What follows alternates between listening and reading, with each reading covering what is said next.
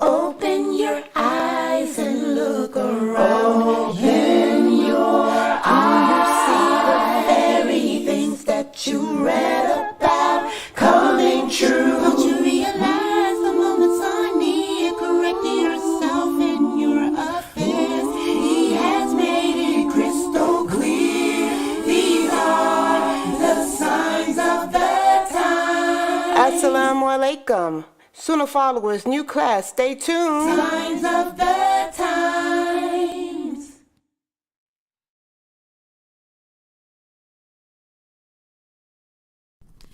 Join us every Friday at 9 p.m. Eastern for the Sis Laila live call-in and answer show. Please join Ustadah Laila Nasheeba. If you have any questions in regards to this theme, call in at 862-370-2838. Now streaming on various platforms right here on Sunnahfollowers. Call in. And by the way, what are you getting up here today? Let's talk about it. Any other questions? This is gonna be good. Welcome to Ask Sister Laila Live. Ask Sister Laila live. Sister Laila live. Weekly for the show at the hour. Ask Sister Laila live. Sister Laila. Invite your friends and family. Get cozy. Ask Sister Laila. And by the way, what are you getting up here today? Let's talk about it. Wait a minute. Time for the Ask Sister Laila live show. This is Lines gonna are be now good. open. 862-370-2838.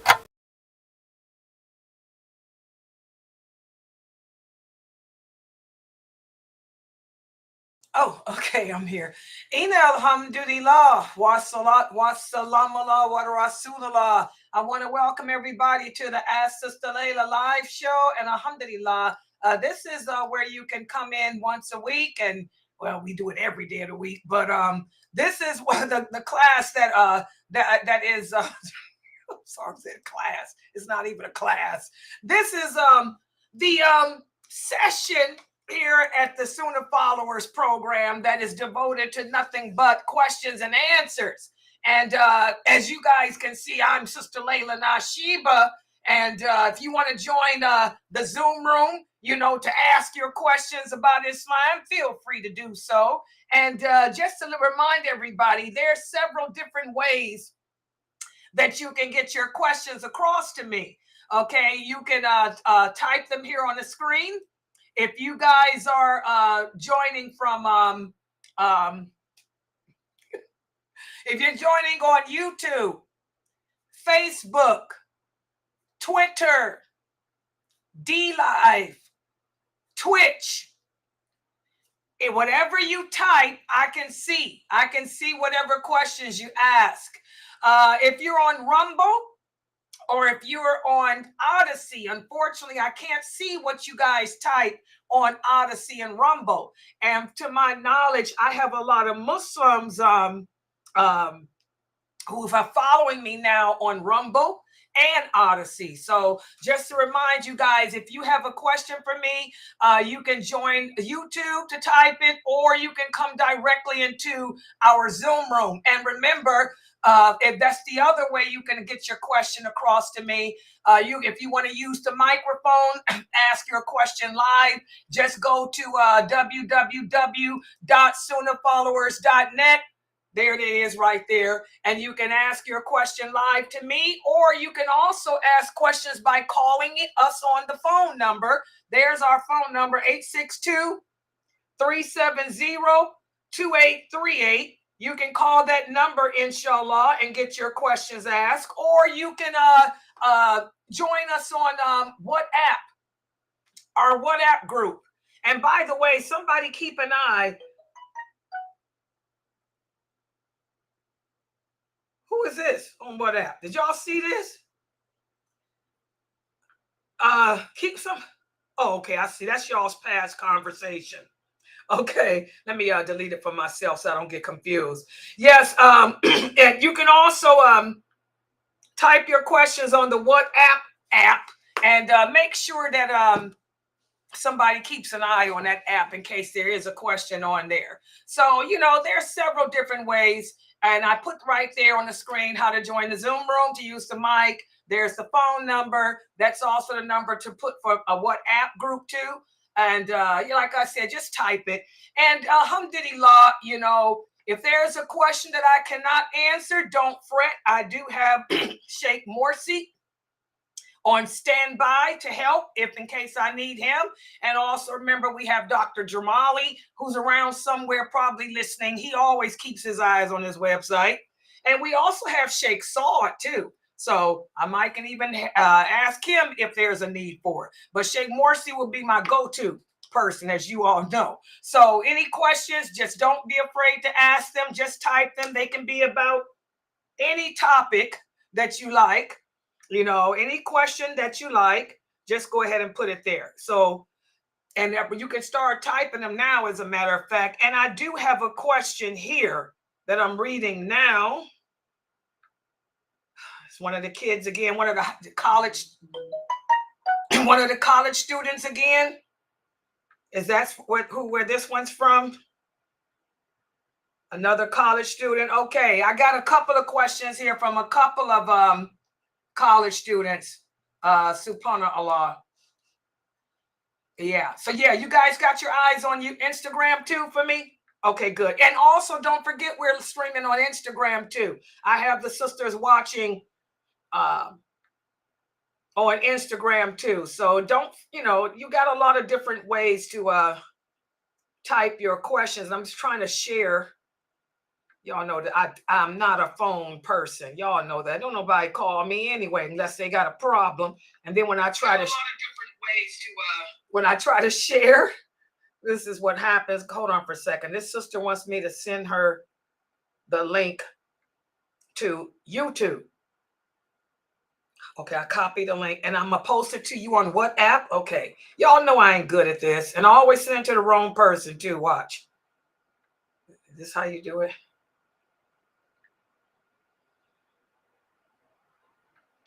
Amen.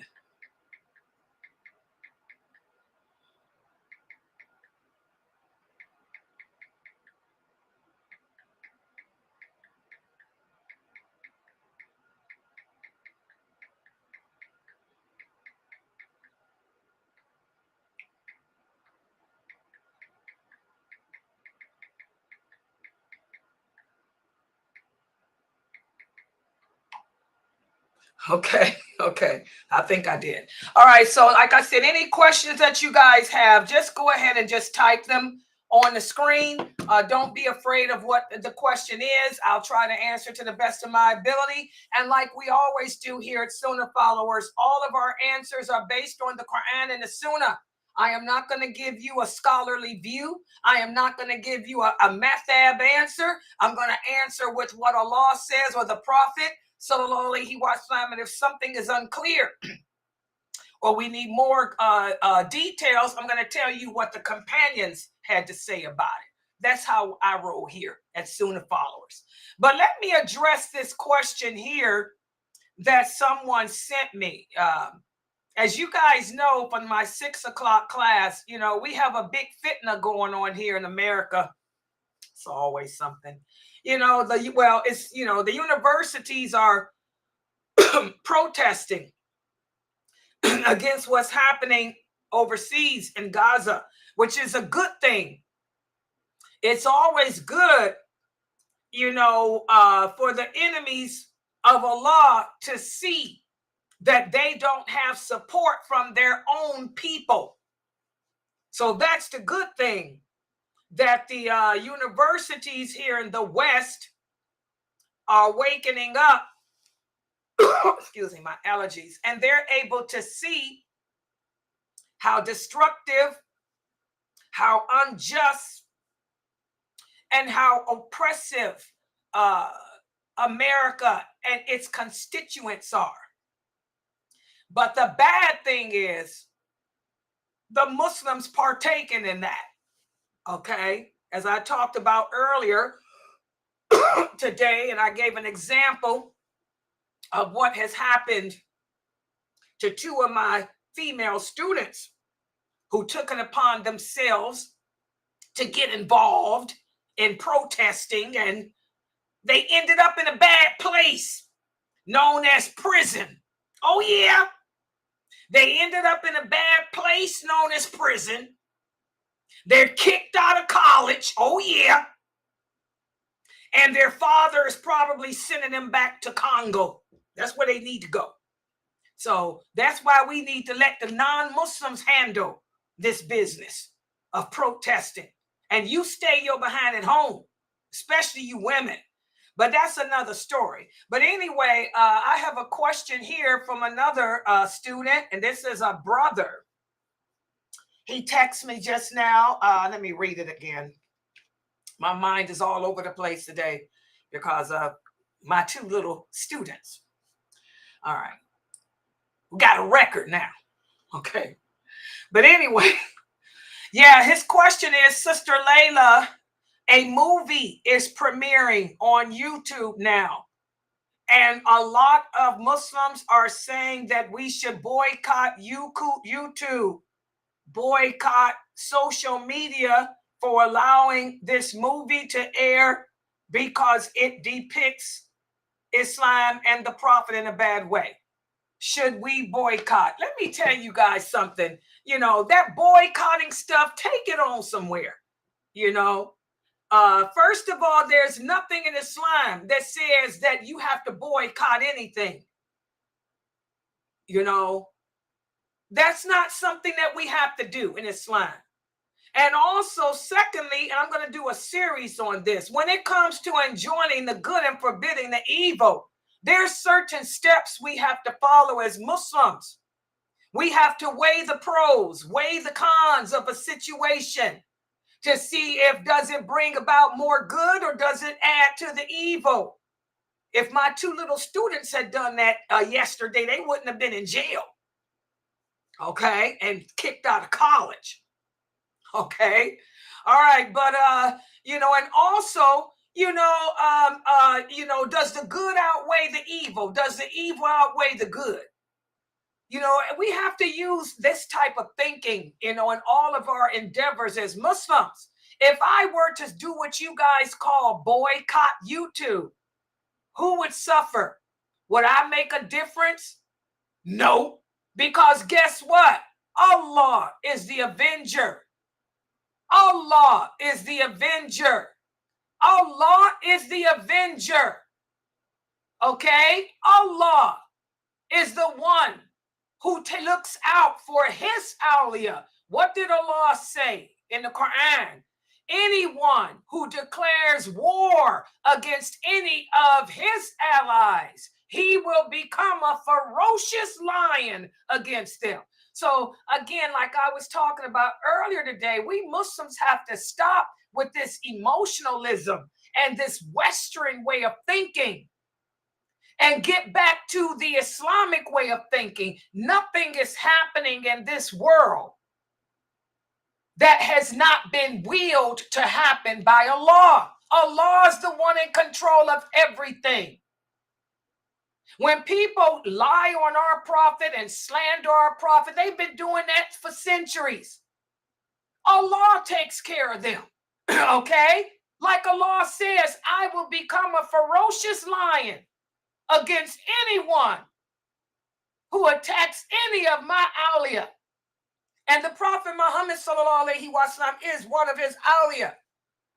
You know, so people can put out movies, they can put out books, they can lie and do what they've been doing, you know, since he received the call to prophethood.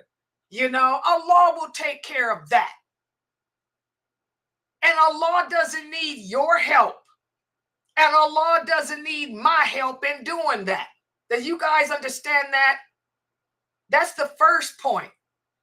The second point, if I were to boycott YouTube and Facebook, let me ask y'all this, where y'all gonna learn your religion from?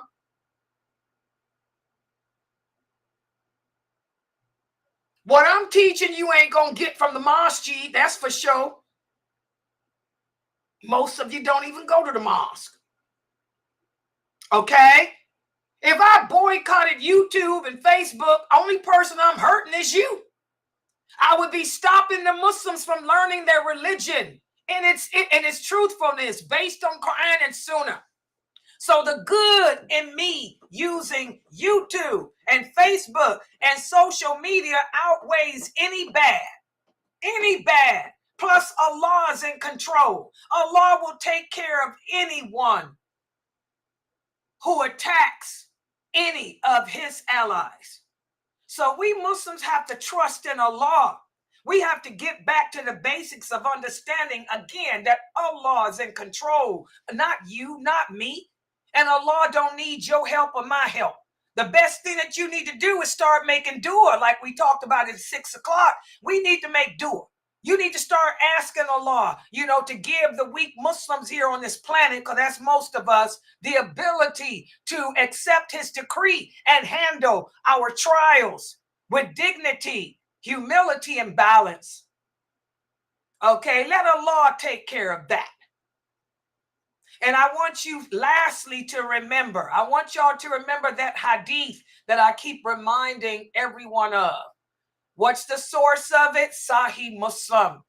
The Prophet sallallahu alaihi wasallam said that Allah said, the destruction of your nation will never come from its enemies. I repeat, the destruction of your nation will never come from its enemies.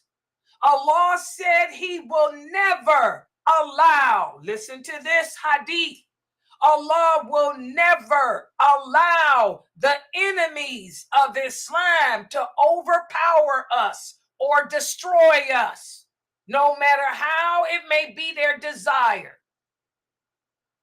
Instead, our destruction will come from ourselves. We will lie, kill, oppress, and destroy each other. So I'm not worried about no movie on YouTube about the Prophet Muhammad, sallallahu alaihi wasallam. Them people don't know nothing about him. They're ignorant. And I'm not worried about nothing they do to Islam, because Allah has promised that this nation will never be overpowered and destroyed by its enemies. You guys have to believe in Allah. That's the problem. We say we believe in Allah, but we don't. Look at how we're emotional. Look at how we're acting. You young kids, you young people are so emotionally distraught. You're worried about a stupid movie? You're worried about a book? You better worry about the oppressors from within. You better worry about the oppressors and destroyers from amongst within. And let Allah take care of this other stuff. Trust in Allah. Allah is the protector. Allah is the orchestrator, the organizer, the creator. He is the puppeteer. He's running this baby. And he don't need your help. All right? So that's my response to that. But you always weigh the good and bad. Why would I hurt the people? I'm giving you the one thing that you need, which is belief in Allah to get through your trials. Why would I stop teaching? That's what Shaitan wants us to do. Over a simple movie? Who cares? Let them make the movies they want to make about Islam, about the Prophet. Who cares? Allah has guaranteed us that our destruction will never come from our enemies. Y'all have to believe in that.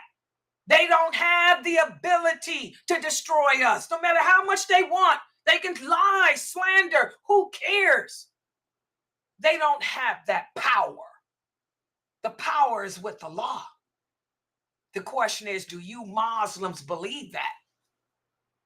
And Allah knows best. Hope I answered that. Okay, next question.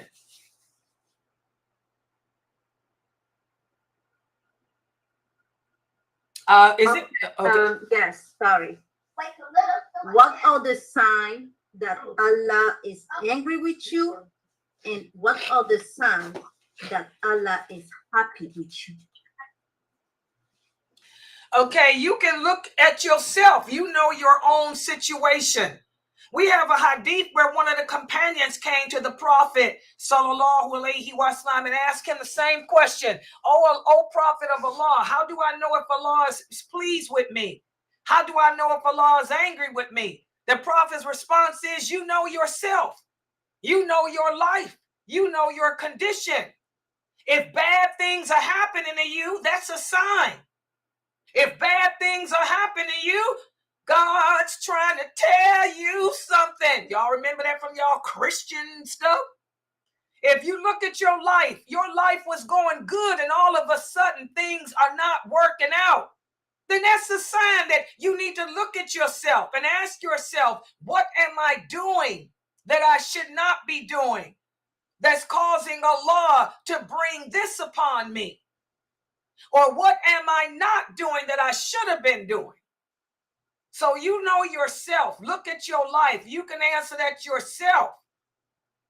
If your life is filled with a lot of humps and bumps, and you're doing the things you're supposed to do, then that's a sign that Allah is pleased with you. But if your life is filled with a bunch of humps and bumps, and you know you ain't praying, you know you ain't wearing hijab, you know you ain't made up your Ramadan days yet, but you sitting around here thinking that you can do Shawwal and you ain't even attempted to complete Ramadan. We know ourselves. Like the Prophet ﷺ told that companion, you know yourself.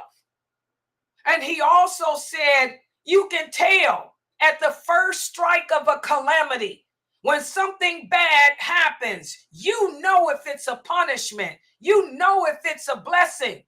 Because as the calamity strikes, you say, wow, I should have made Fajr. Wow, I should have had my hijab on. Whatever thought comes to your mind, whatever first thought comes to your mind when that calamity happens, you know. So you know yourself, Sister Muslima. Everybody knows himself. I know when Allah is happy with me, and I know when he's angry with me. When things are going good, alhamdulillah. When everything's going crazy, then I say, uh-oh, let me evaluate. What am I doing that I shouldn't do? I shouldn't have done that. That's why I tell you guys, do self-evaluation. The Prophet Muhammad sallallahu alaihi wasallam said, hold yourself accountable. Every night before you go to bed, hold yourself accountable. How? By asking yourself, look at what you've done over the whole day. Did I do it the way Allah legislated? Did I do it for his sake? Did I not do what Allah told me to do? Hold yourself accountable every day, and you can answer that question yourself, Muslima. You know how your life is. So the question is easy to answer, but only you can answer it. I know Allah is pleased with me right now. He wasn't pleased with me a couple of weeks ago. Oh, Allah was angry at Laila a couple of weeks ago when I was in here freaking out. He was angry, and I know why. But I took care of it. I cleaned it up. So now Allah is back pleased with me. You know. All right, next question. Yeah, I think it's all of us for that. As Muslims, how should we go about in standing for justice in Palestine or any injustice situation? Okay, that's the question I've been answering all day from you young college kids. How should you stand? You stand the way Allah said stand. Remember, that was my whole lecture today at 6 o'clock. That was my class. A lot of you youths are asking me that question. You know, whenever we make decisions in life, all of our decisions should be based on the criteria of the Quran and the authentic hadiths of the Prophet. How did Allah say we stand for justice? How did the Prophet Muhammad tell us to stand for justice? Again, first of all, in order to be just, you have to understand your relationship with Allah. Like I've been saying all day, You young Muslims here in America, a lot of you were raised and born Muslim, but you got it twisted. You become Americanized in your thinking. You think like non-Muslims. You act like non-Muslims. You stand for justice like they do. Everything begins with and ends with Allah. First of all, to stand for justice, you have to be just to Allah. Allah tells us that whatever good and whatever bad happens in this world, it happens because He willed it. He made it happen. So the way you stand for Palestine is number one. Y'all got to realize that Allah sent this war, not America, not Israel. Allah sent this.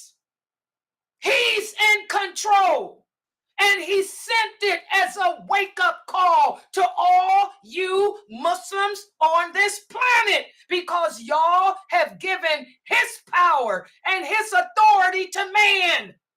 And whenever we make that mistake, Allah will hold you to account for it. He tells us this in numerous verses. So how do you stand for justice? You first get just with Allah.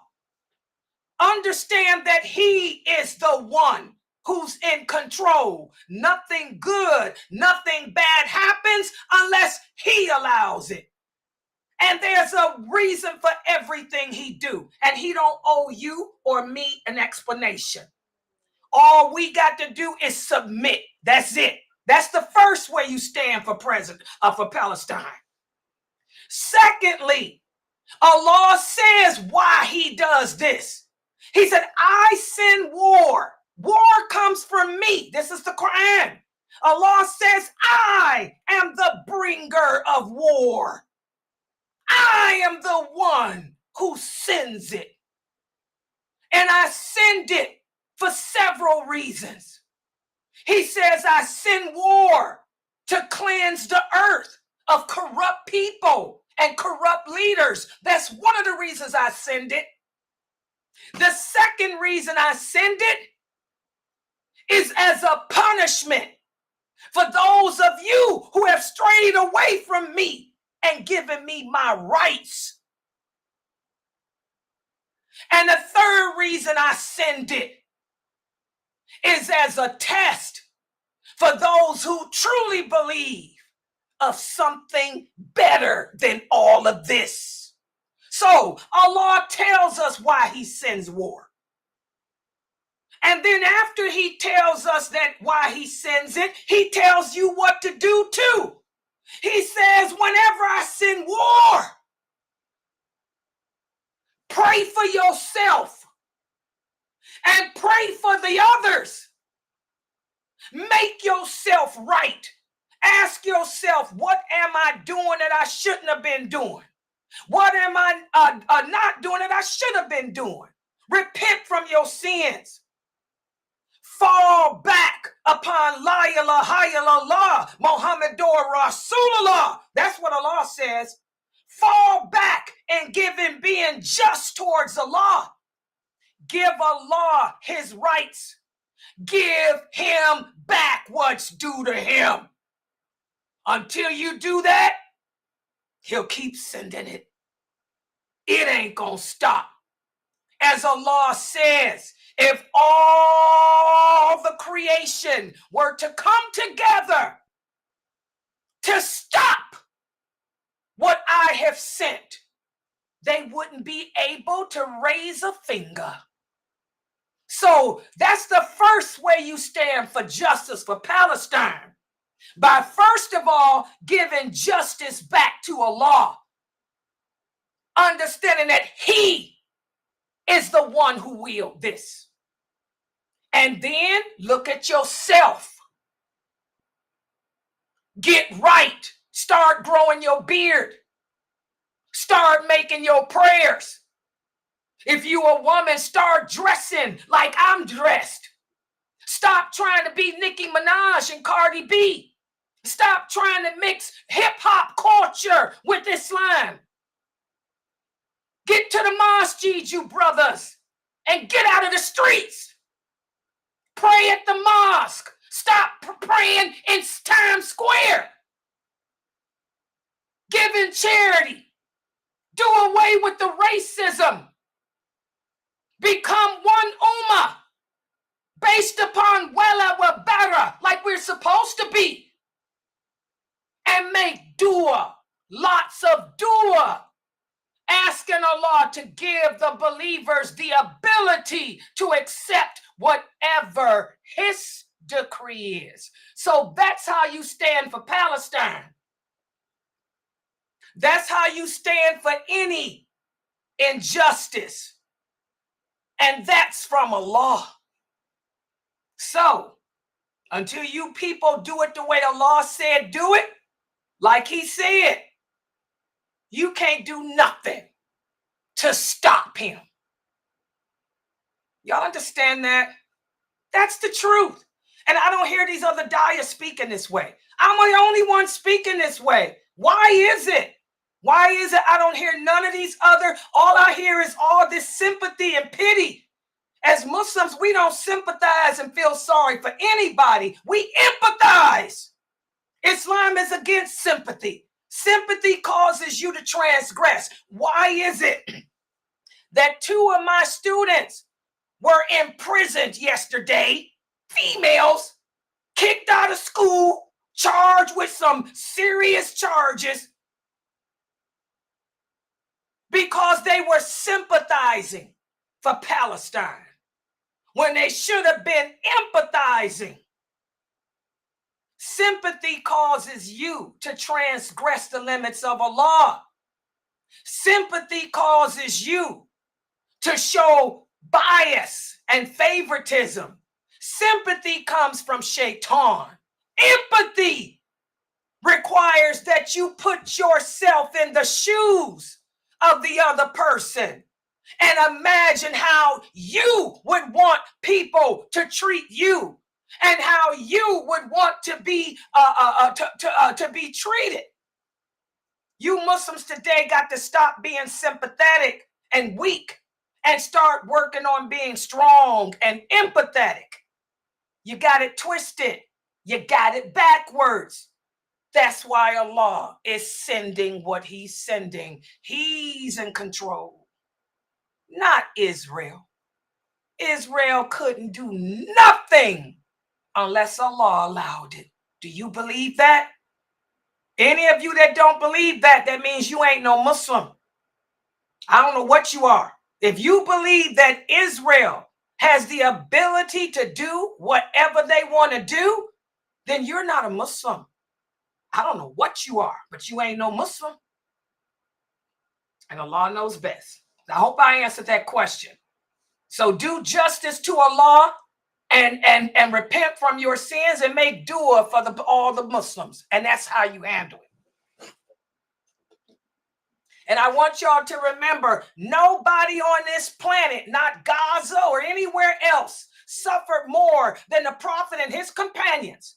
Did the Prophet and his companions behave the way you Muslims are? Were they sympathizing for people? Were they acting like y'all acting? Were they weak and destructive and cowardly? And ain't nobody on this planet went through more than what they did. This ain't nothing compared to what they went through. You Muslims got it twisted. Okay, next question. The next question is, there are Muslims in my country. They are boycotting Pepsi, KFC, McDonald's, Coke, and if you're not boycotting, they said it is as if you're committing a major sin. Okay, well, just ignore them. This is another, like I said, Allah says He sends war to cleanse the earth of corrupt people. I'm sorry, guys. 90% of the Muslims today are corrupt. 90% of the Muslims don't know the lawful and the unlawful. 90% of the Muslims don't know what La ilaha illallah means. 90% of the Muslims don't even know how to pray correctly. So, what do? Allah says in the Quran, turn away from ignorant people. Just turn away. There's the only person that has the ability to make laws is Allah.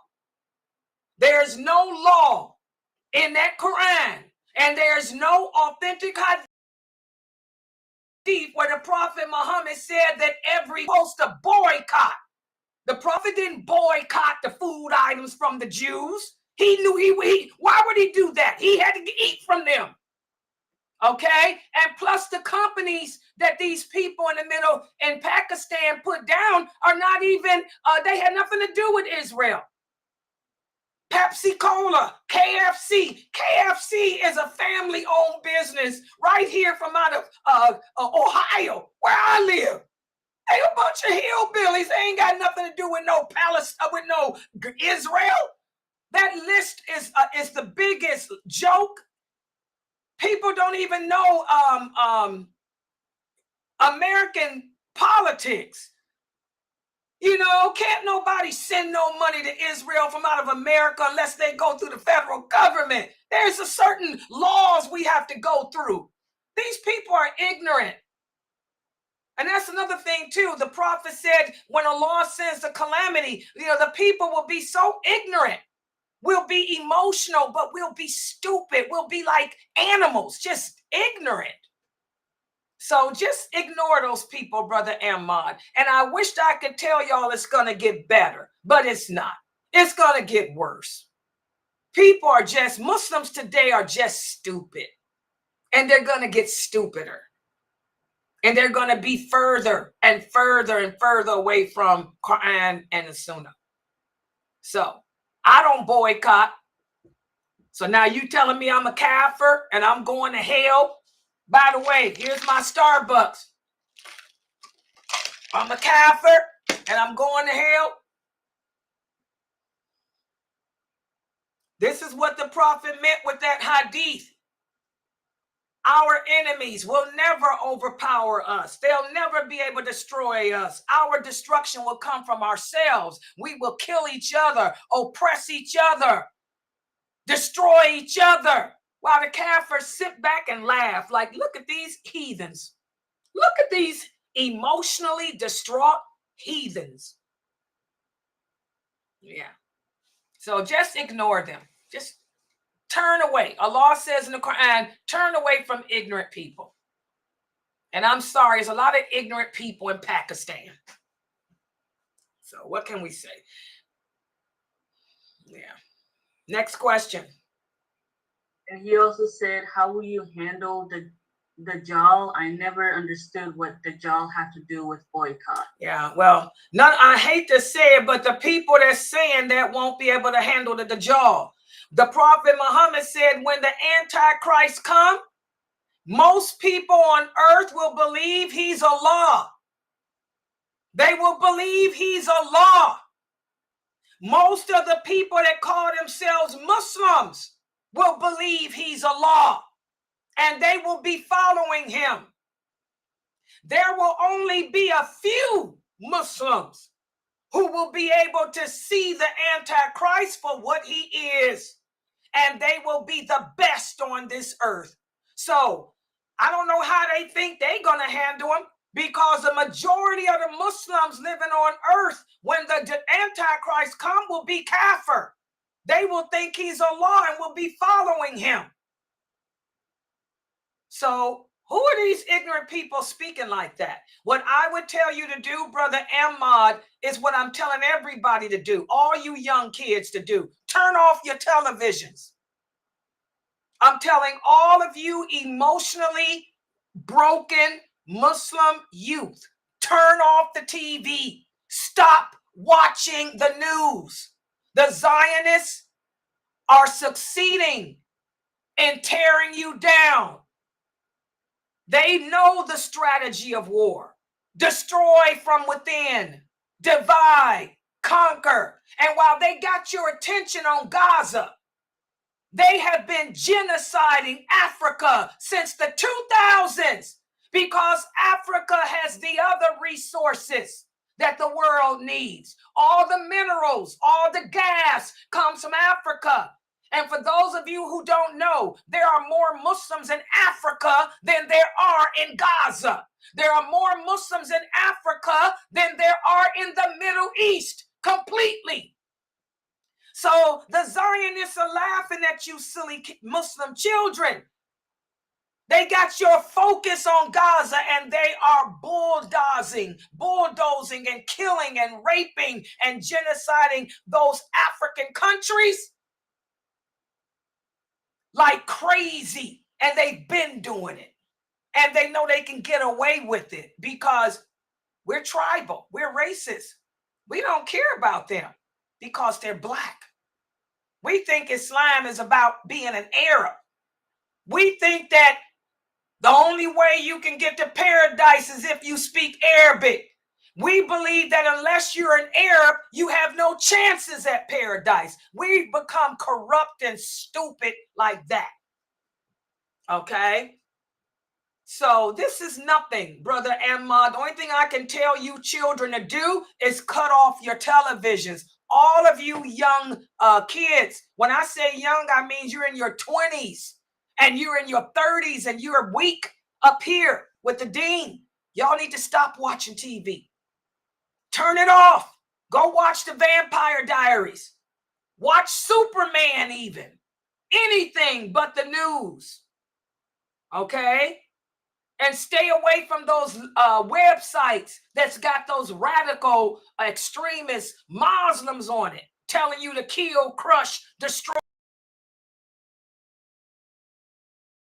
Boycott, and you a kafir and all that. They're destroying you guys. Okay? So don't pay them no attention. Turn that stuff off. Yeah. All right. Next question. And I understand what the Prophet said, that our destruction comes from us. This is so true. I live in a Muslim country. I see how Muslims are just calling other Muslims, you are going to hell. Yeah. So just, and this is not going to get any, cut that off, somebody. Okay. This is not going to get no better. This is all the beginning of the end, guys. It's just going to get worse, unfortunately. So just,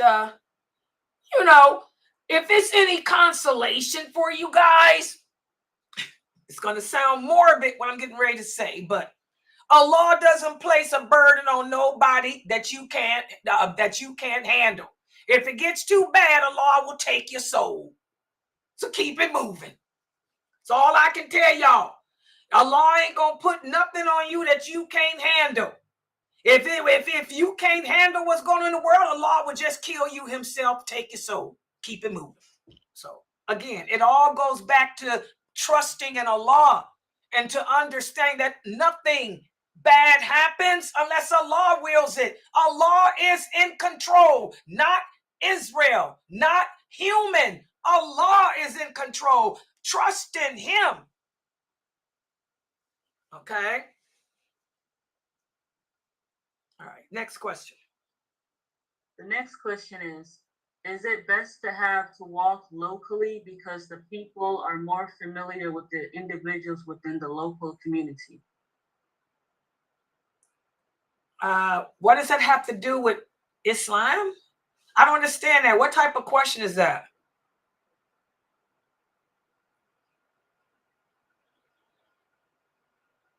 I don't know. Are you asking me, is it haram to take a walk?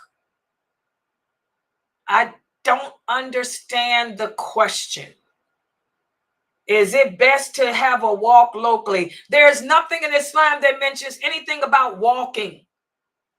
Okay, Allah doesn't mention anything about walking, nor neither does the Prophet. It's not haram to take a walk. If you want to go for a walk, you can go for a walk. And as far as being safe, you judge yourself. If I go to Canada and I want to take a walk in the park, I take a walk in the park if I think it's safe.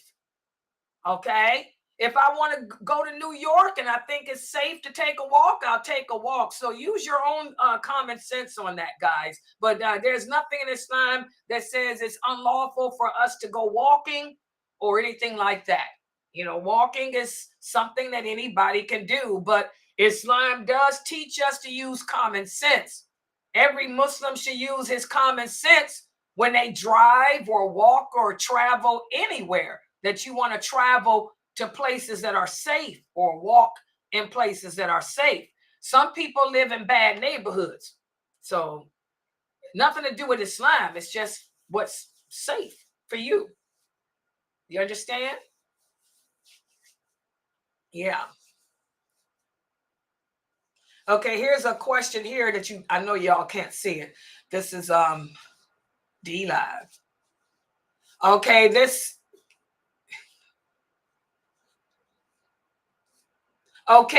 is a person that's typing. He said, Sister Laila, I get scared watching TV. Yeah, so don't watch it anymore. Yeah, turn it off. War is not a pretty thing, guys. War is not a pretty thing. You know, if it's traumatizing you guys like this, y'all need to stop watching the news, man. Turn it off. Yeah.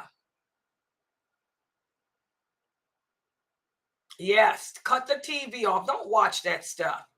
But I want all of you to remember that Allah is in charge. When you understand that, that'll give you the strength to handle anything. Allah is in charge, not man. And he's not putting a burden on anyone that they can't bear. If you can't bear it, he ain't going to give it to you. If it's too bad for you to bear, he'll take your life. He'll take you out. That's just how it is. Okay? But stop watching television. All these college kids, man. Let the Kafirs do the protesting.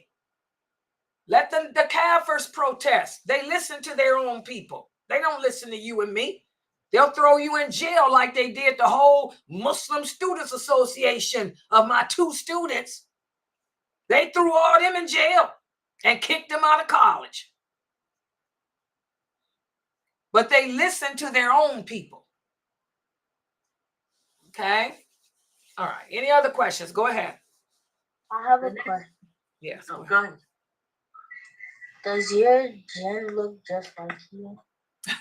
No, the jinn don't look like us. The jinn are a different creation. The Prophet sallallahu alaihi wasallam told us in an authentic hadith, you know, that the shaitan has 2 horns. He has horns. So we can take from that the jinn have horns. Also, in another hadith, the Prophet sallallahu alaihi wasallam said, the jinn do not comb their hair. They let their hair grow and not up. That's why dreadlocks are haram. The Prophet sallallahu alaihi wasallam said, the jinn, they don't comb their hair. They let their hair grow and knot and twist up. And it looks like snakes. That's dreadlocks. You know, the Prophet sallallahu alaihi wasallam also said the jinn are ugly in appearance. Some of them have wings and can fly. They're stronger than us physically too. They're much stronger than us too.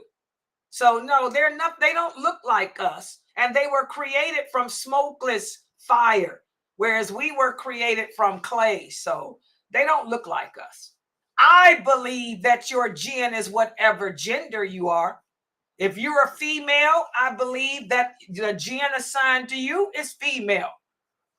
If you are a male, I believe that the jinn assigned to you is male. Okay. Are you gonna ask that question from Sheikh Ali about the gender? No, I don't have to ask him because I already know. No. I'm the expert with the jinn. I've worked 36 years with him. So, no, I don't have to ask him about them because I'm the expert.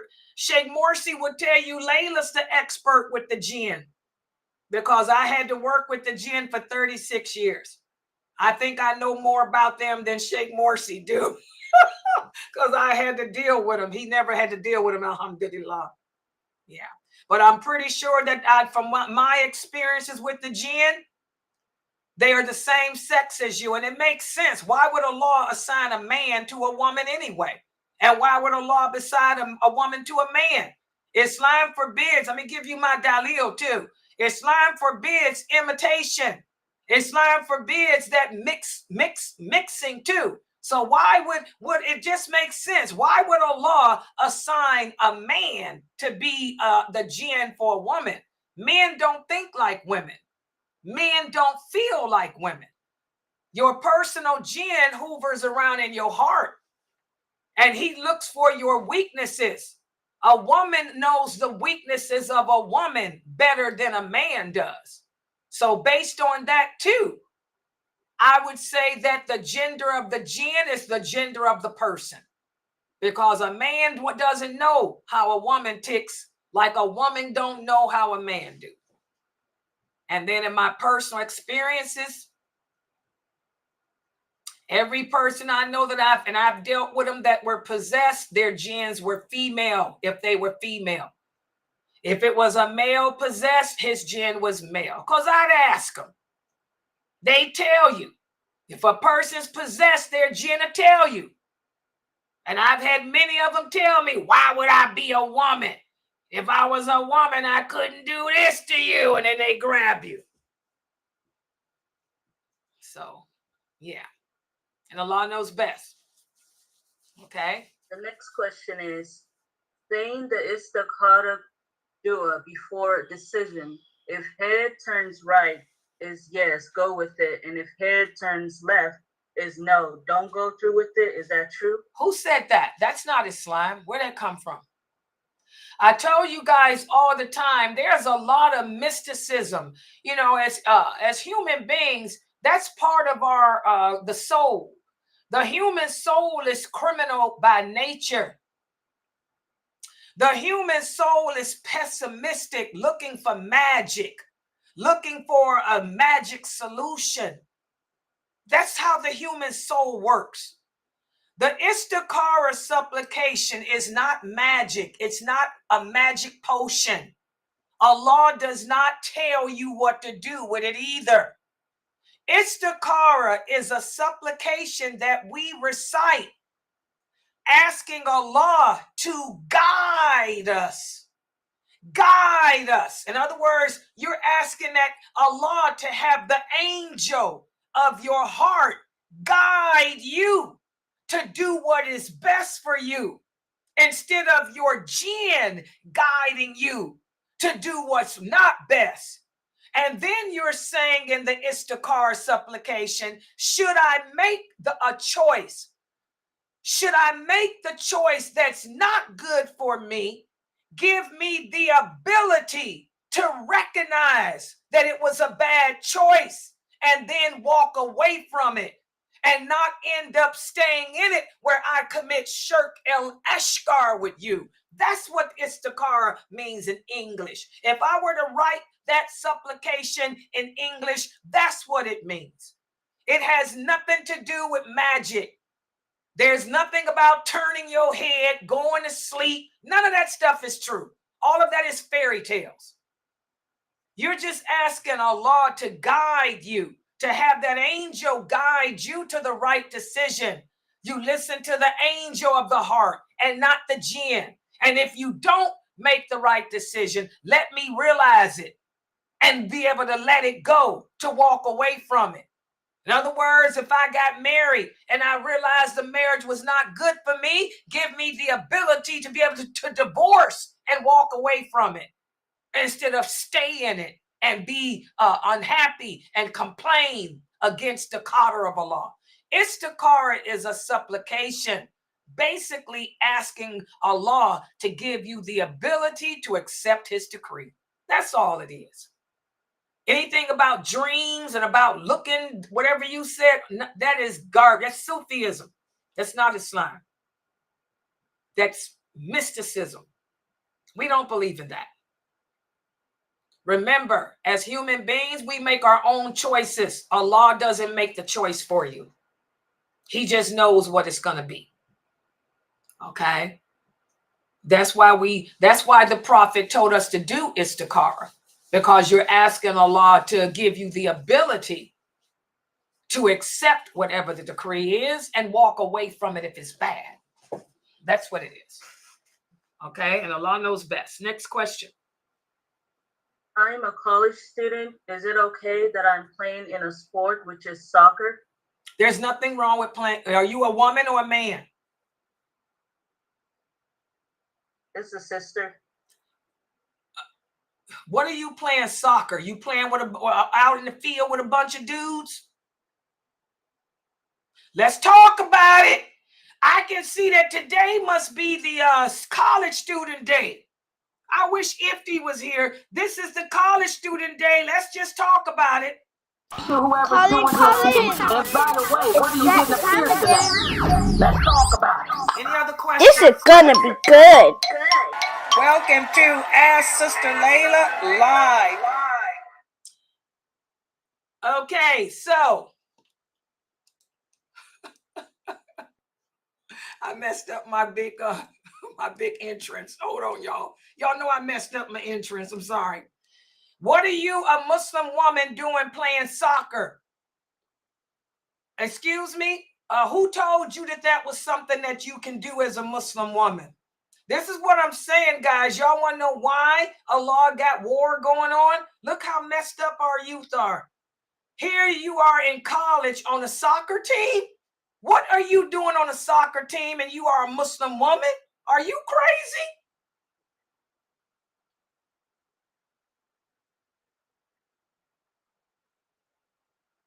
Are you in a Muslim school or are you at one of these Kafir universities here in America? You a soccer woman, huh? You got the Nicki Minaj look going on? What's going on? I know you ain't out there kicking no ball with an abaya on and you're hitting the flying nun like Layla. Are you doing the bat woman like Layla on the field? You look like Layla, you bat woman? Hello? How you playing soccer as a Muslim woman at some university? Where's your dean? I want you to answer this question. If the Prophet Muhammad sallallahu alaihi wasallam were living today and his daughter Fatima joined your university's soccer team, what do you think the Prophet would say? Would he tell her that it's okay, baby, go out there and kick it like it's hot?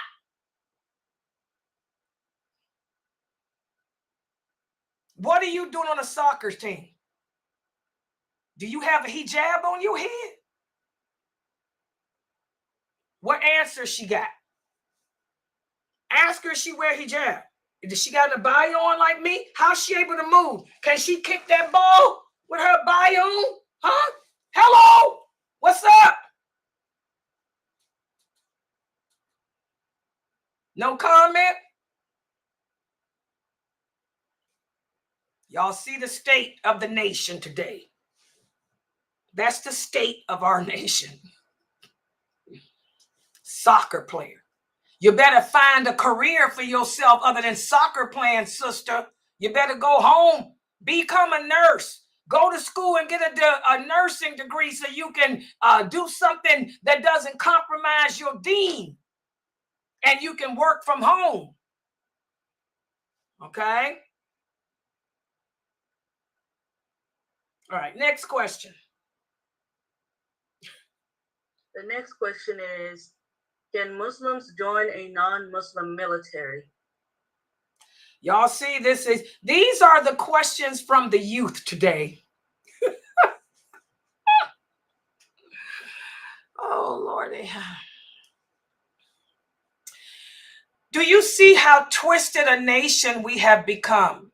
On one hand, we have wrapped the flag of Gaza around our bodies, and we're protesting and marching, declaring, stop the war, stop the genocide. Oh, Israel, y'all got too much power. Oh, Israel, please let my people go. Let my people go. We doing that on one hand. Then on the other hand, we going downtown signing up to join the Zionist army so we can go and take puck shots at the Gazans. Whoa, how twisted are we? Do y'all see how twisted we are as a nation? Now do y'all see why Allah has sent this war? Now do y'all see why it ain't going away? Instead, this is the beginning of what's gonna lead to the end. This is gonna be the war against Islam eventually. It's leading up to that. We know we're protesting on one hand and taking puck shots on the other. Boy, are we twisted. How can you join a non-Muslim army when the non-Muslims are fighting against you? Does that even make sense? Does it make sense? No Muslim should join any non-Muslim army because this is the beginning of what's going to lead to the end. The signing of those United Nations to declare war on Islam. So no, you can't join no non-Muslim military. No, common sense. We're twisted. Soccer playing, non-Muslim military. One extreme to the next. No balance. We're not we have no balance. We're either extreme right, extreme left, no balance. No, you cannot join no non-Muslim army, especially not in this day and age when everybody is fighting against the Muslims. Subhanallah. Allah knows best. The next question is, can a Muslim woman participate in a marathon in her city? Oh God, here we go. The war in Gaza, and we want to do marathons in our city. You want to run with the men. What type of clothing you got on? Are you doing the back dive like Layla? Are you wearing an abaya that covers you where your shape don't show? Do you have on a kimar that covers your bosom? Because Allah declares that all believing women should draw their veils over their bosom. Can you tell me what kind of marathon is a Muslim woman going to be able to participate in if she's dressed the way Allah said dress? Why would a Muslim woman even want to participate in such a thing? It's not like we're fighting in the way of Allah, because the female companions, they participated on the battlefield in fighting in the way of Allah. The Muslim women used to train together too, but they trained with each other. You're talking about running in a marathon that has nothing to do with struggling in the way of Allah. You're butt to butt with men and other women. You ain't dressed the way Allah commanded you to dress. So now, what do you think? Can you participate in a marathon now that I've answered your question? Do you think you can participate in a marathon as a Muslim woman? If you want to run, sister, run around your house. Okay? But no, you cannot participate in your city's marathon. And Allah knows best. How would you be able to? You can't run dressed in an abaya. Not like that. Yeah. Next question. I have a question. Yes, go ahead. I play soccer. You play soccer? But isn't that Corday? Aren't you a boy? Was that Corday? Yes, it was. Yeah, Corday, you can play soccer. You're a boy. What about if I get into real soccer? Can I play? Yes, you can play as long as long as you wear those shorts that come down to your knee. But a Muslim woman can't dress that way. A Muslim woman can't be on display unless a Muslim woman is fighting on the battlefield. for the sake of Allah. She can't put herself on display like that. Don't you sisters understand that? Unless you're struggling in the way of Allah, a Muslim woman cannot make herself the center of attention. Okay? I want all the young girls to understand again, unless the Muslim woman is struggling in the way of Allah, she cannot make herself the center of attention. The battlefield is struggling in the way of Allah. Doing dawah like I am doing. This is struggling in the way of Allah. And even doing this, I have to remain seated where all you can see is this part of me up. You cannot see anything lower than this. And I have to maintain my abaya. I have to maintain my kimar to cover my breasts. So unless you women are struggling in the way of Allah, you cannot make a public spectacle of yourself. Not in a marathon, not as a model. Oh yeah, that's the new epidemic too. These Muslim girls becoming models. You know what's going to happen? You're going to be in that cauldron with all the prostitutes on the day in your grave. You're going to be in that hellfire, in that cauldron with all the fornicators and prostitutes. We cannot make a public spectacle of ourselves, Muslim women. Not like that. Unless it's fi sabilillah. This, what I'm doing, is fi sabilillah, within the boundaries of Allah. You don't see me standing up. Okay? And Allah knows best. Sister Laila, I have a question. Okay. So if I understand well what you're saying, so like, for example, if I post a picture on my Facebook, that's a public display on myself also. So it's not something I'm supposed to be doing. No, I'm not talking about pictures. I said making a public spectacle. Spectacle means the people see me publicly. I'm in the public interacting with people unnecessarily. You know, unless you're doing fi sabilillah, a Muslim woman cannot make a public spectacle of herself. The female companions, they were on the battlefield publicly, but that was fi sabilillah. They were in the masjids publicly, fi sabilillah.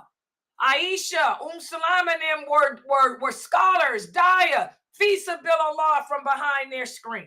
I am fi sabilillah behind my screen here up.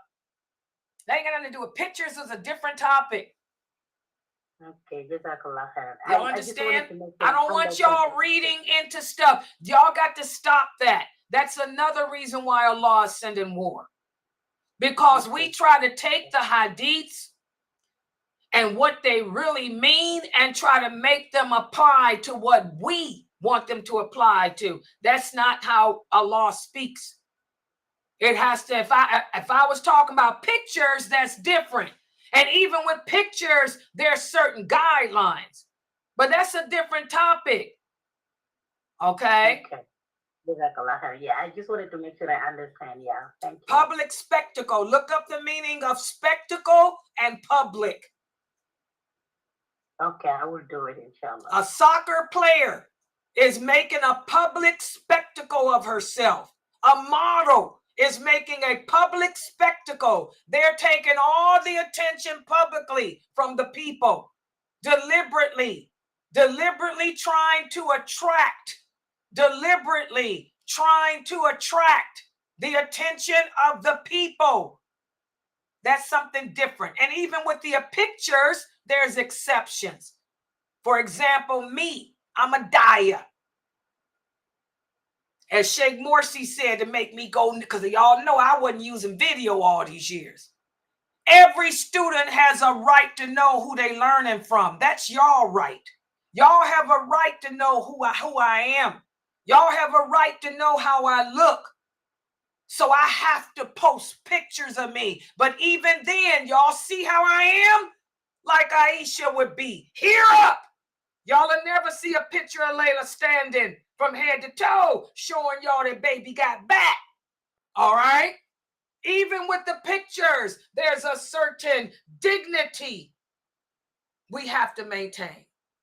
Pictures are different. People have a right to know who they're dealing with. Pictures are how we identify ourselves today. So there's nothing wrong with that. But even with that, it should be like this, just like I'm doing. All right, everybody got that? But let's stick with the topic. We're talking about women playing soccer. We're talking about women being models. We're talking about women running in a marathon. We ain't talking about a photo. All right, and this is some serious stuff. The photo ain't serious, but this is. Y'all got it? Okay, next question. Go ahead. Yeah, I'm surprised at you, sisters. Go ahead. Keep it coming. The sister wants to know, what is a Muslim military? If you lived in a Muslim country and you find out, just go to your Muslim country because they're going to sign you up for the military. If you lived in Egypt, you got to do military time. If you lived in the Emirates, you have to do military time. But you don't live in no Muslim country, so it won't apply to you. And if you were to go to a Muslim country, they wouldn't accept you. So that's the end of it. If you were asking me this question and you lived in Saudi Arabia, that's different. If you were asking me this question and you were in Egypt, that's different. But you are an American. There is no Muslim army for you. So no, you cannot join the Navy or the Air Force or any other American army. And Allah knows best. Did I break that down? You got it? Okay, y'all understand? A Muslim army is a Muslim country.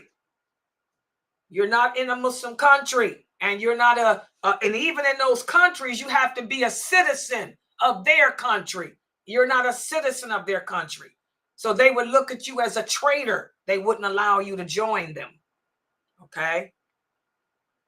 Everybody understand? Politics is a dirty profession. What does politics mean? Dealing with this type of stuff, government, war, and all that. Yeah. Yeah. Sister Laila, my daughter wants to know that, can she participate in the drama team, and can she take on the role of a man, like used for play? No, that's making a public spectacle of yourself.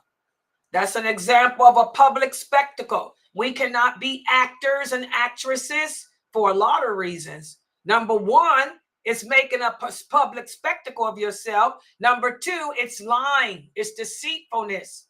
Allah doesn't like deceitfulness. Allah doesn't like dishonesty. Actors have to pretend. They have to lie and pretend to be characters that they're not. And that's why they have mental problems. It's hard to do that. If you guys listen to some of these actors like Angelina Jolie, why come she doesn't make that many movies? And when she does make movies, all she does is Disney now. She said it messes with your mind because you have to pretend to be that character. Who can live a lie? It's hard to live a lie. It's hard to become a lie. And it messes them up mentally. So no, no Muslim, male or female, can be an actor. If you guys look at Ice Cube, used to be a rap singer and he used to be an actor. Okay? He no longer is a rap singer, but he does still act from time to time. But if you guys notice, any role that Ice Cube plays, he plays as a Muslim man. Y'all notice that? He'll only play a little role, and he'll be the Muslim man of guidance.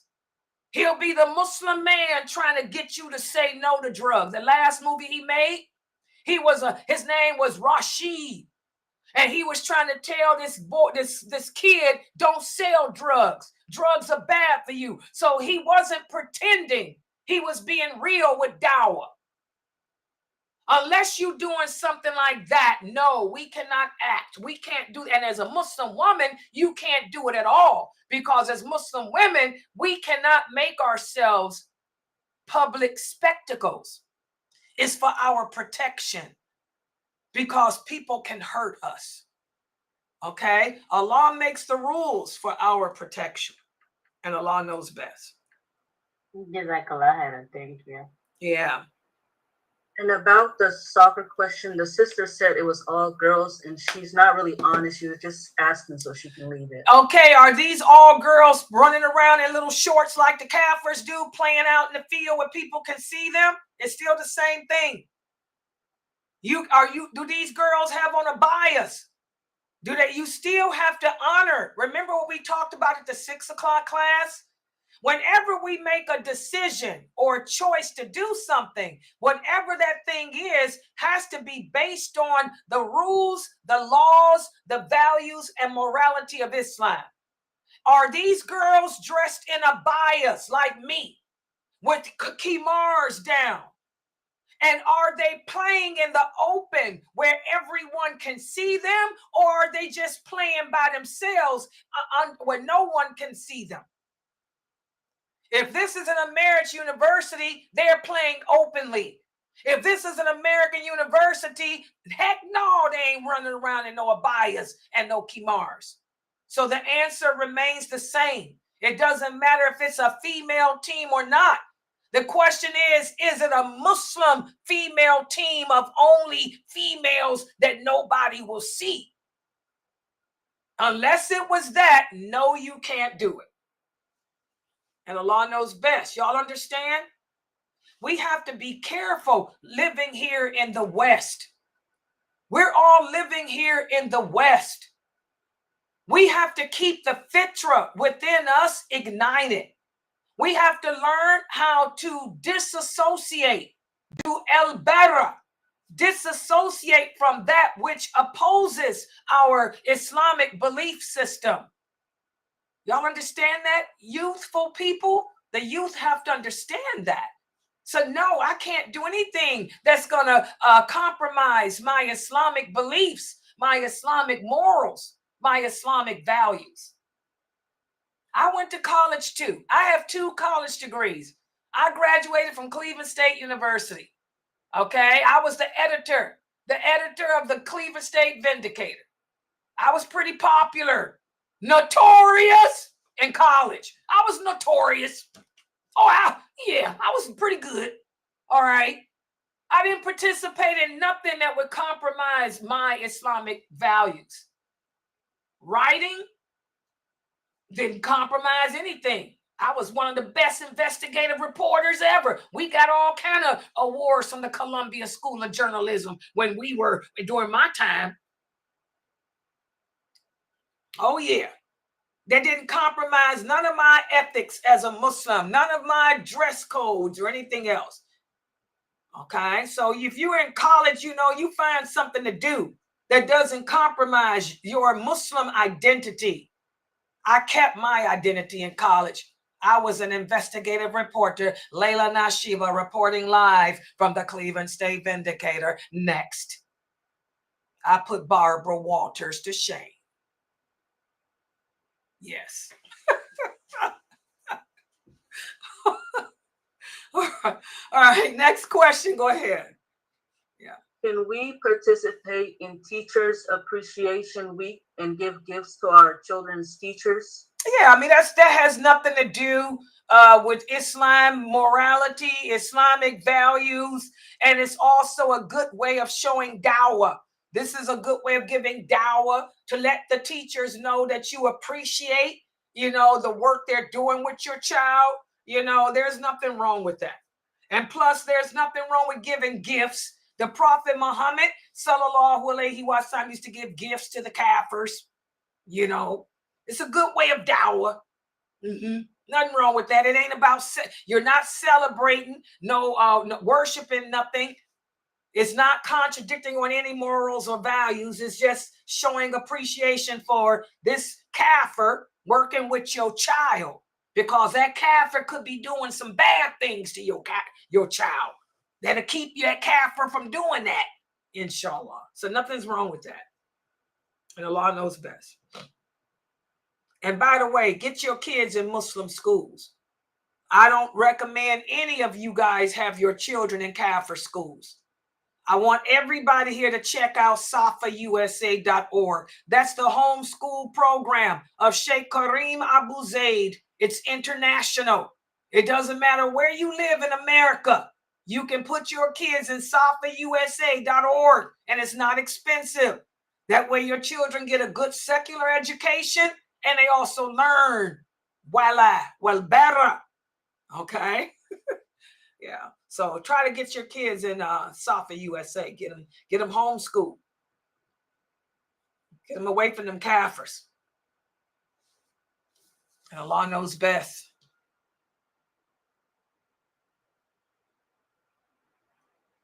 Okay, next question. Go ahead.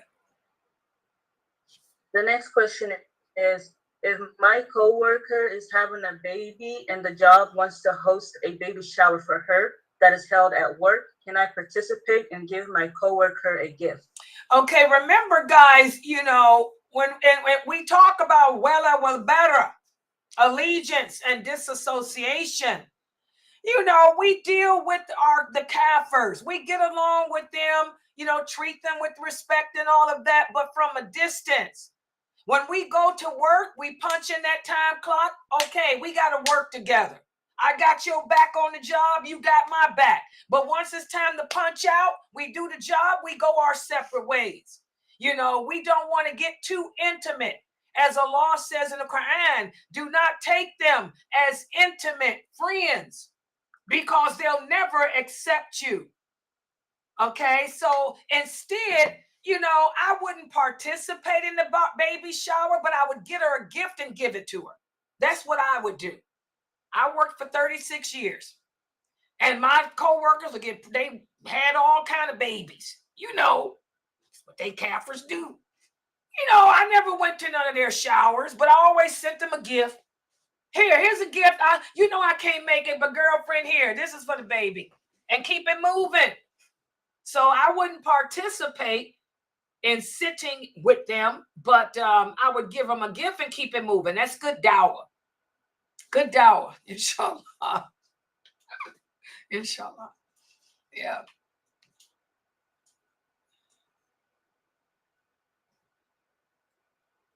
Okay.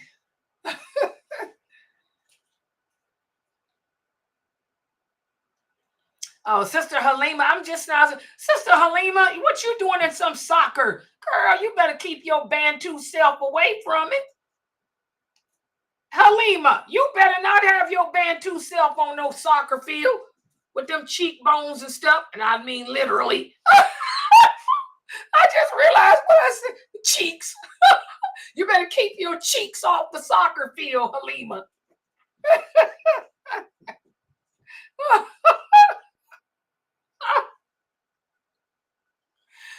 Yeah, don't get on it, Sister Halima. You don't need to be on no soccer team with these Kafir girls. You a Bantu, you Somali. Ain't she Somali, girl? You don't put yourself on no soccer team. Are you crazy? No. You probably could outrun them anyway. But no, you can't do that. Yeah. Okay, next question. Go ahead. Halima on a soccer team. No. Sister Laila, so my question is, so I recently met a sister who just converted to Islam, and she's attached herself to me in a way. However, she is transgressing the limits, and I need to know, do I stay in her company because she doesn't have anyone else or any other Muslim friends, or do I distance myself from it because I know what she's doing is wrong and I've told her? Okay, you told her what she's doing is wrong, and what was her response? Not really a response, but she hasn't stopped doing it. Well, you just let her know. You know, I've let you know that what you're doing is wrong. And as you know, we don't sit in the company of people who deliberately, intentionally disobey Allah. Because if Allah send that wrath down on you, guess what? Bang, bang. Hey, wait a minute. Y'all know what that came to mind. What is it? Geechee. Bang, bang, bang, bang, bang. What is that? Oh, I had a different bang, bang No, in mind. you know what I'm talking about? Bang, bang, bang, bang. What was that? I got to use it in one of my lectures. What song is that, y'all? Bang, bang, bang, bang, bang. That's y'all Nicki Minaj. Bang, bang. Oh, God. Oh, bang, bang by Jessie J. I know. Jessie J. What is it? I got to use it in a class. Bang, bang, bang, bang, bang. What was they banging? No, we're not going to say what they were banging. I can't. No, I mean, what was the word? That's what I mean. I'm trying. That's pretty much it. Bang, bang, bang. You said that's the word. Bang, bang. But it was something. Oh, God. Y'all know I can't get music out of my head. That's them daggone 80s and stuff. But that was recent. Bang, bang, bang, bang, bang. Yeah, you tell her that. Bang, bang, bang, bang, bang. Yeah, we don't sit. If you don't warn her and she's still continuing to indulge in the sinful action, then you tell her that until she gives it up, you're going to have to distance yourself. You just tell her. That's what I was thinking, but I also didn't know just because she's only been Muslim a couple weeks. Where'd you meet her at? The masjid. Does the masjid have a committee of women? Most masjids got a committee that handle new shahadas. Not really, but kind of. It's just not what it could be, you know. Well, you just tell her. Her two boys, so she really has no family or no one else. Well, that's what I'm saying. You can deal with her on the phone instead of hanging out with her. I don't know what the sin is, but you can deal with her other ways than being in her company. You can tell her that, you know, she can call you for advice or whatever, but until she stops whatever it is she's doing, you can't be in her company. I don't know what she's doing, but if it's something bad, we don't sit in the company of people who do sin. You tell her that she can call you on the phone, but you can't hang out with her. Remember those hadiths? The prophet said, don't even invite an irrighteous person to your home to eat. We can't sit in the company, especially women, because women are weak. We're weaker than men spiritually. We're weaker than men spiritually. It don't take much for a woman to bang, bang, bang, bang, bang. Seriously, bang, bang. That's going to be in my head. So, yeah. My aunt told me to tell you she loves you because she's listening to the... I tell y'all, that's what, you know, didn't I share my story with y'all? A lot of people ask me, why is it that everything is a song? You know, I was listening to my class. Why didn't y'all tell me I was a fool in my class the other day? I was playing my... you was not a fool. That class I had, girl, I was sitting there saying, what did David Bowie say? Fame, is it any wonder? I didn't know I did that. Why didn't y'all tell me I was being a fool? I was sitting there doing my class on While I Were Better. And I was saying it's all about the fame. I said, y'all know what David Bowie said? Is it any wonder? And I started singing fame. I'm going to tell y'all why that happens. This is for real. My mother will tell you, Latifah will tell you, this is no lie. I was born. It was a very good year. I'm being silly. Friends, no. What's wrong with you, girl? Anyway, seriously, guys, let me tell y'all why I can't get that music out of my head. Shaitan has his ways of trying to take us away from Allah. My mother would tell you, I was 6 years old in kindergarten. And I was in school back. I grew up in the 60s. They didn't have no Muslim schools. Didn't nobody even know what a Muslim was. They used to call me Gypsy because they couldn't say Egyptian. Okay? So when I was 6 years old, we had music class. Y'all remember that? And I remember the teacher had a violin. And she just gave it to me. She said, you want to hold the violin? I said, okay. And I took the bow, wallahi, and I just started playing. Dun, dun, dun, dun, dun, dun, dun, dun, dun, dun, dun. I was playing The War of 1812. That was written by Beethoven. And I never, you know, I had to hear it somewhere, but I've never held a violin in my life. I started playing the War of 1812. The teacher, she was shocked. She went and got all the other teachers. And I remember I put the violin down. I said, oh, I'm in trouble. I thought I was getting ready to get whooped. You know, I didn't know. They called my mother. I'll never forget. Then they took me in the office and they started making me do tests.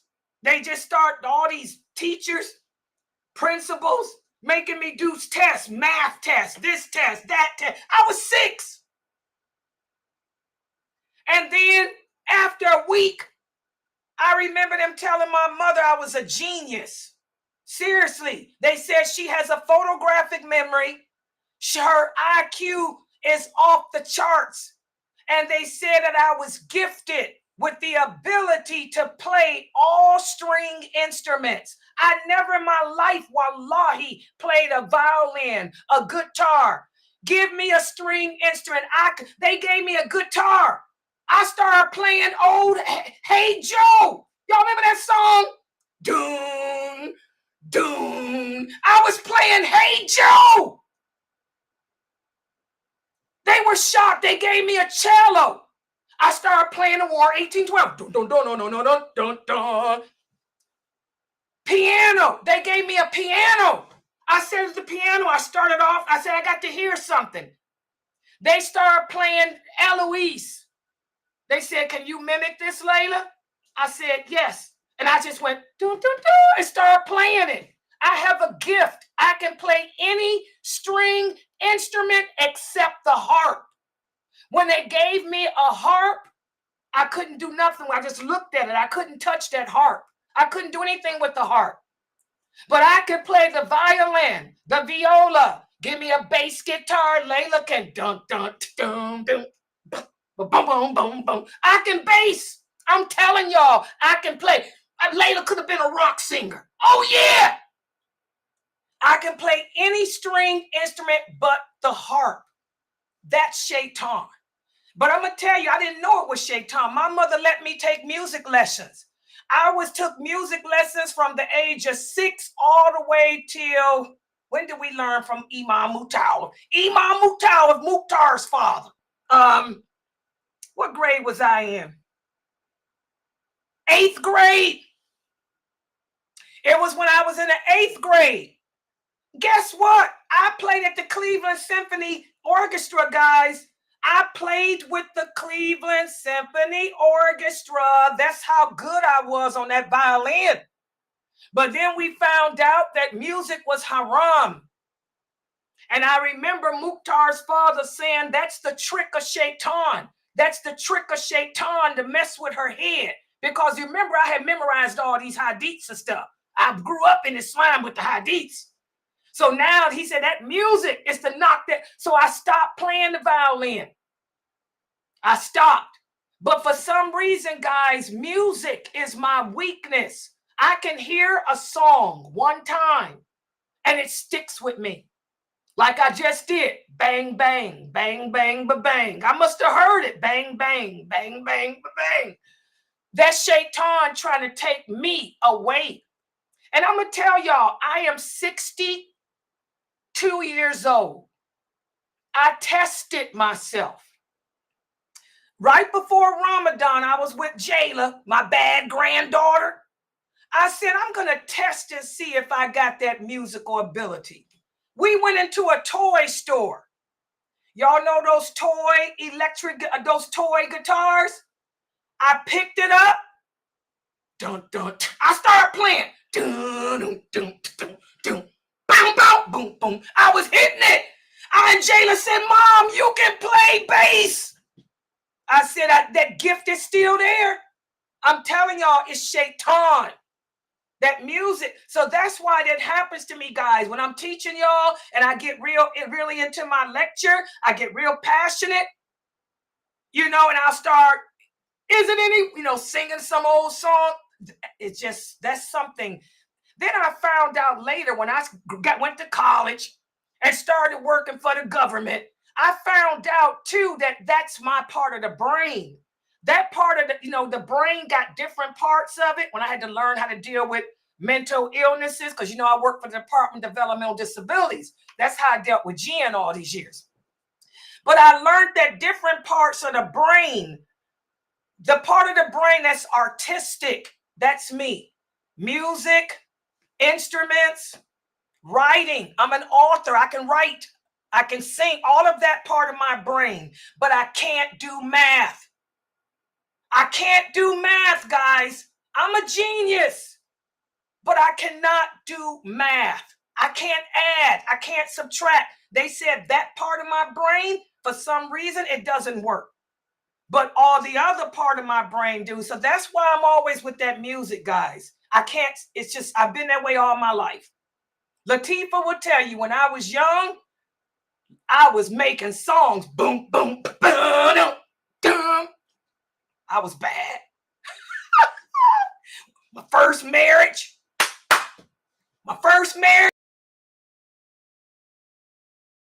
I used to serenade my husband.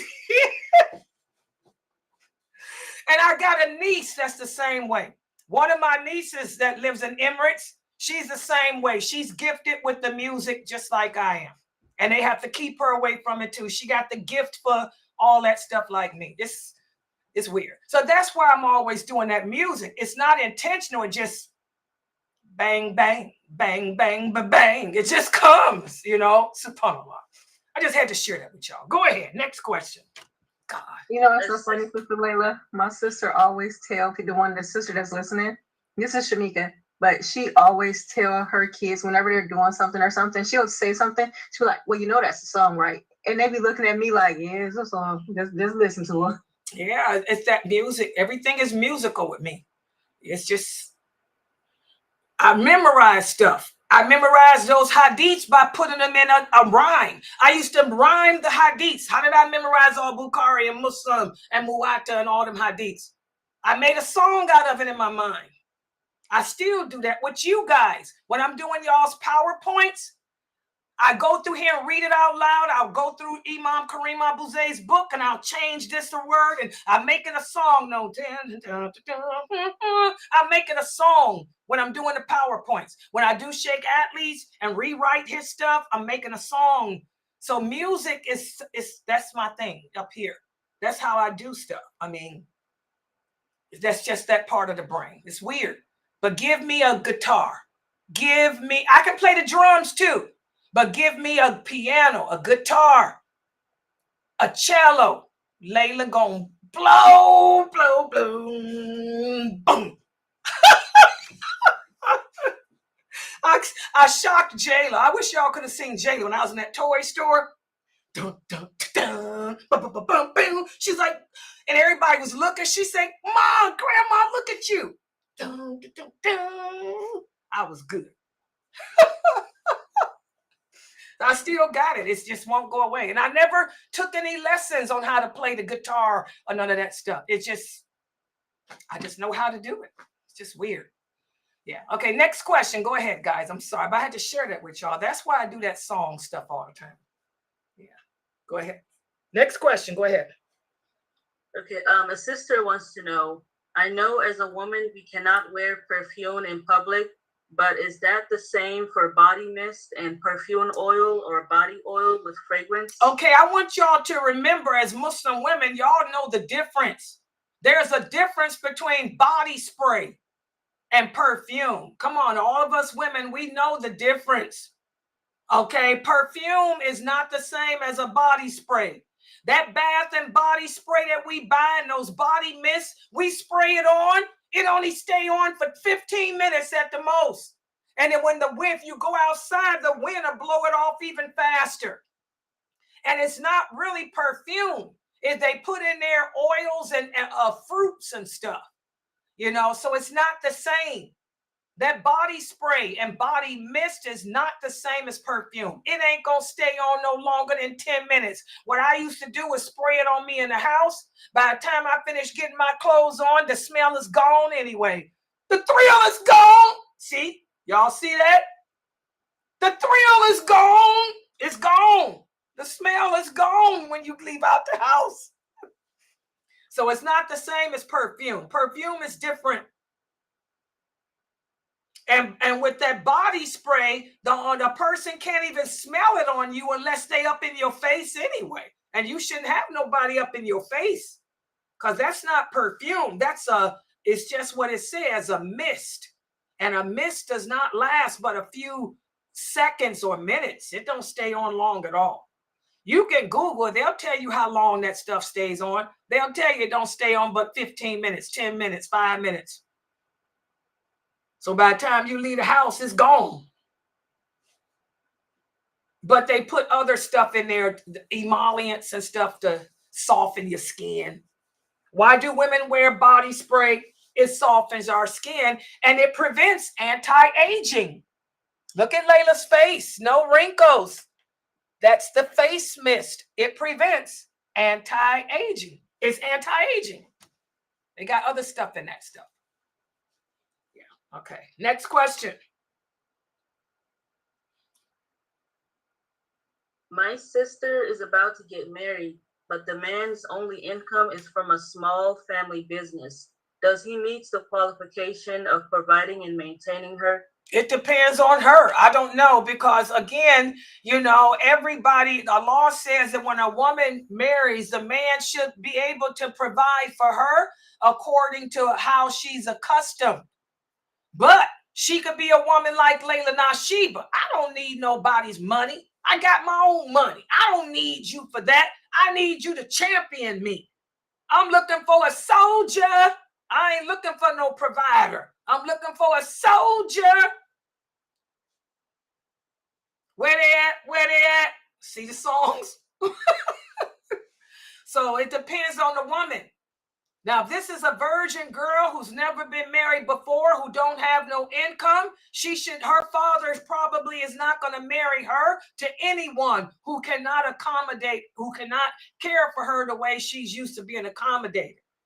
But if it's a woman that's been previously married and she's independent, self-sufficient, there's exceptions to all of that. So it depends on the woman, her situation. Virgin girls, that's different. Who ain't never been married, that's different than women that were previously married, who are more experienced with life. And Allah knows best.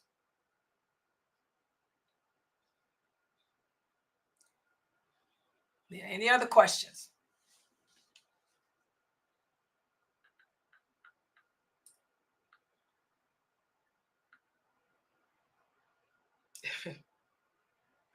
What is this? Oh, my little nephew. Any other questions? Is that all the questions, guys? That's all for now. Okay, well, mashallah, I think if that's all, then we're going to bring this Q&A to an end. It seemed like, Allah is in control of everything at this website. I've always said that, and it's always been true. Subhanallah, it really behooved me today, last night, though, when I got that phone call from my students' fathers about two of my kids that grew up here, arrested and imprisoned for participating in a protest where they end up destroying the university, destructive damage to the university. They got kicked out of school, they're expelled. And they got a record now because they've been charged with some serious felonies. They probably getting ready to be shipped back to Congo.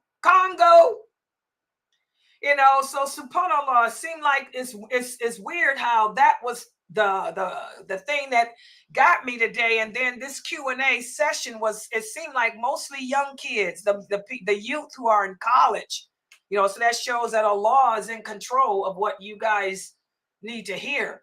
There's nothing wrong with going to college, but I want you Muslim girls to remember, you are Muslim women. You have to preserve and maintain your Muslim woman identity. You can live in the West as long as you're able to practice your religion openly.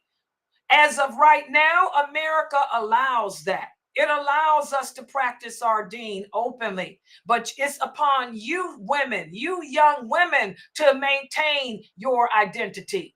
Don't allow the West to pull you over into compromising your Islamic values, your Islamic morals, just to blend in with them.